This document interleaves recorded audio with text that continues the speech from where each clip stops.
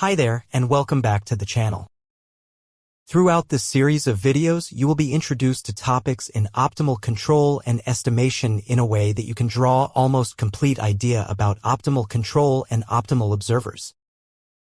Most of the introduced materials during this journey is borrowed from the book, Applied Optimal Control, Optimization, Estimation, and Control, which is written by Arthur Bryson. This is the fifth part of this series. In previous parts, we have covered the necessary and sufficient conditions for obtaining stationary points and specified them as minimum or maximum points. In this video, we are going to address the optimum problems with inequality constraints. Before jumping directly into our subject, let me introduce a small notation about changes in a function. Suppose we have a function f of x equal to x squared and we want to find the change of this function delta f for a small change in the dependent variable delta x. Let the change in the variable x to be 0.1, and we want to find the change of the function around the x not equal to 3. This change in the function can be calculated by defining the derivative of the function f of x with respect to the variable x and evaluate this derivative at the point x naught, and then multiply the result by the change in the variable x. Doing this calculation, the final result is delta f equals to 0.6. This calculation suggests that when the variable x changes by 0.1 around its original value at 3, the function f of x changes by 0.6. Please keep this notation in your mind when we are going through the concepts that we are about to introduce. Let us go back to our original problem. As stated in few slides above, in this video we are addressing optimal problems that are subjected to inequality constraints. Suppose we have a performance index function L of y that is subjected to the inequality constraints f of y equal to or less than 0. In general, both the constraint function as well as the variable y could be vectors with different dimensions. But first, let us consider that both f and y are scalars. With the structure of the inequality f of y, we will have two possibilities of the optimal point y0. We have f of y0 less than 0, where at the optimal point there are no active constraints, as illustrated by the figure. And when f of y0 is equal to 0, where there are some active constraint at the optimum point. This is also illustrated by the figure below. For the first case, we can ignore the inactive constraints. But further work is needed with the second case. When we have active constraints, let us assume a small perturbation about the optimum point y0. The corresponding changes in both the function L and the constraint function f can be written as shown. This is done according to our notation that we have covered in the beginning of the video. If our optimum point y0 is a minimum point, then the delta L function evaluated at this point would be greater than or equal to 0 for all admissible values of dy. To show this fact, consider the following figure at which the red point is our minimum admissible point. At this point, we can imagine that delta L is greater than or equal to 0 as indicated by the green points. This new inequality must, at same time, satisfy the equation of delta f at our minimum point y0. Of course, do not forget that even delta f has to satisfy the original imposed constraints. That is, the optimum point must be admissible as shown by the figure.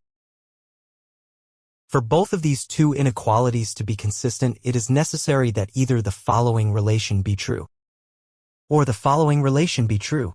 As a reminder, the function sin of x is given as shown. Please pause the video and have a moment to observe these two relations. These two possibilities can be joined together in a single relation given as. Okay, let us go back to our original problem and view it according to what has been shown so far. For both shown constraints, we can treat them analytically by simply adjoining the original constraint f of y to the given index of performance L of y. This is done by the Lagrange equation as given by the function h of y and lambda.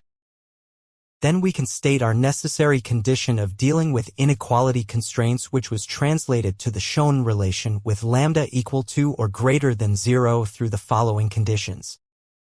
Here, lambda equal to or greater than 0 when the constraints are active, whereas it is 0 for inactive constraints.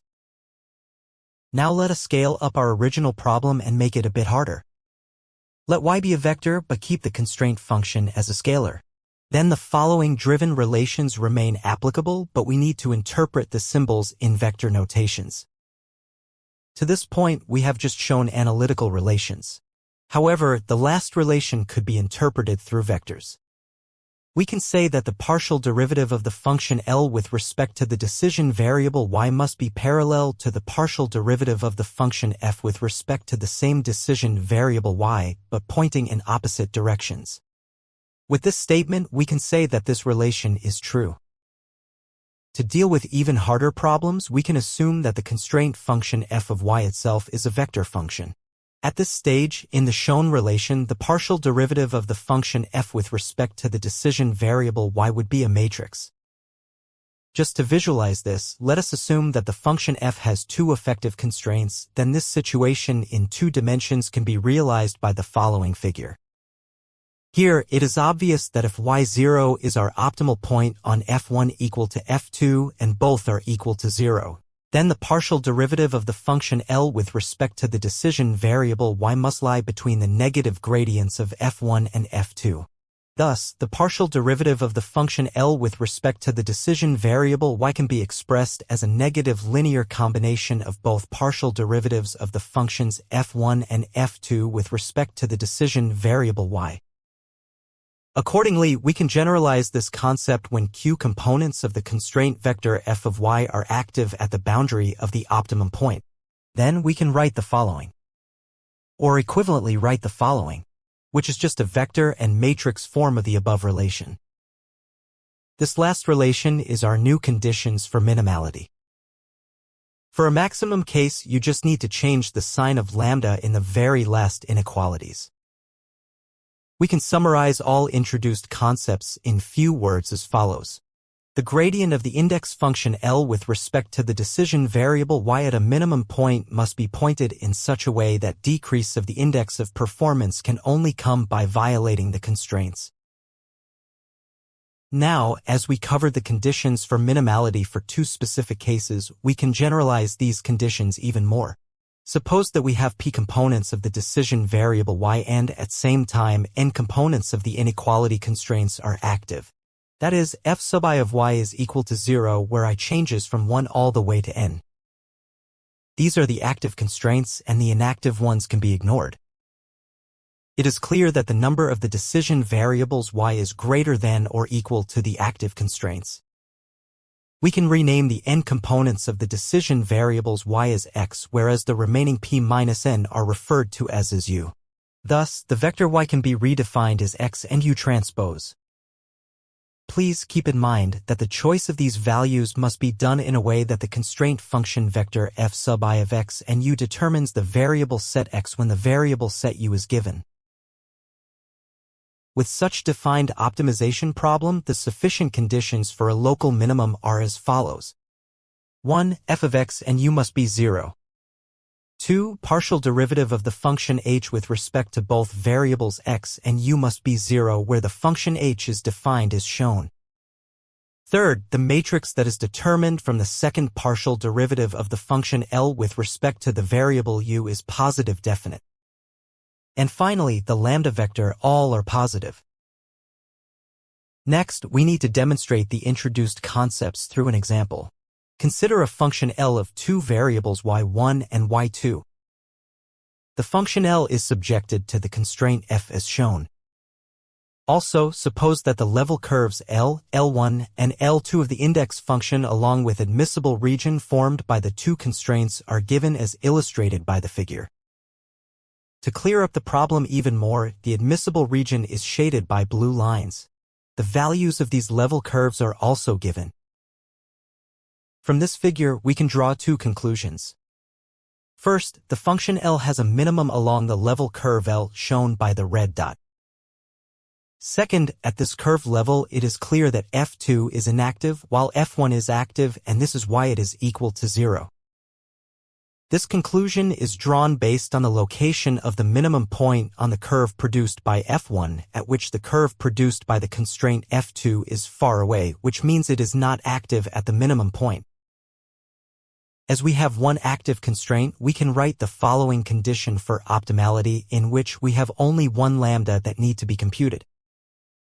Graphically, this relation suggests that the gradient of the function L be pointing inside the admissible region, whereas the gradient of the active constraint F1 is pointing in the opposite direction. The values of these two gradients are scaled up through the value of the lambda 1. One can also notice that the curvature of the function L along F1 is such that L increases on F1 equal to 0 away from the minimum point. Moreover, analytically, we can state the problem in our stated definition in previous slides, where we can assume that y1 is x while y2 is u. Thus, we can say f1 of x and u is 0. This gives x when u is given. We can also compute the second partial derivative of the function L with respect to u when f1 is 0. This can be seen from the figure is positive, thus our red point is minimum. Once again, thank you for watching this video. And please consider subscribing to the channel and giving a thumbs up to the video. See you soon. Hopefully.